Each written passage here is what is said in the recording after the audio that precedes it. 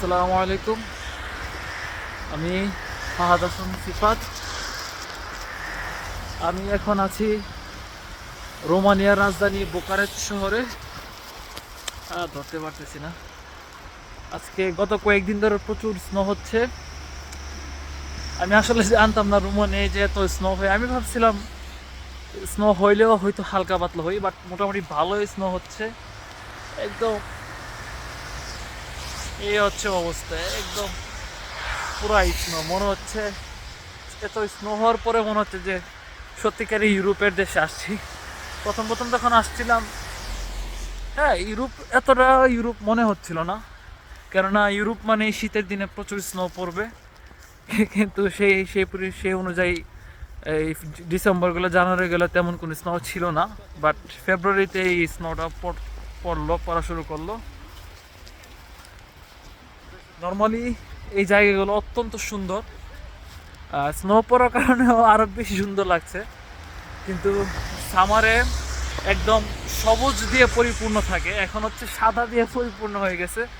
কিন্তু সামারে আমি ছবিতে দেখলাম, আমি এখনও সামার এখানে পাইনি, ছবিতে দেখলাম সবুজ দিয়ে পরিপূর্ণ থাকে, আর এখন সাদা দিয়ে পরিপূর্ণ আছে। আমি ব্যাক ক্যামেরাতে দেখাচ্ছি,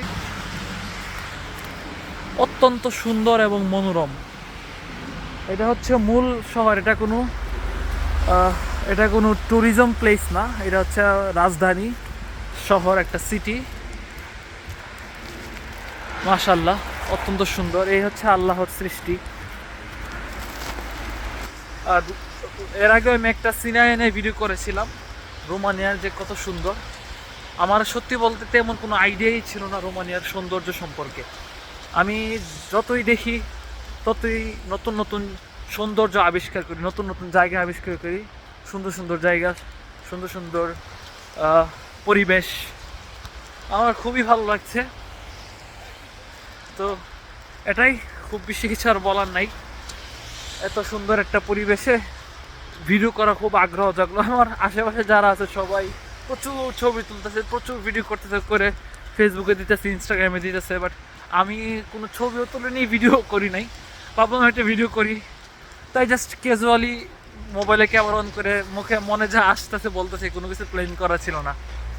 তো এটাই, আর কিছু বলার নাই। ভিডিও শেষ করার আগে আরেকটা ক্যামেরা দিয়ে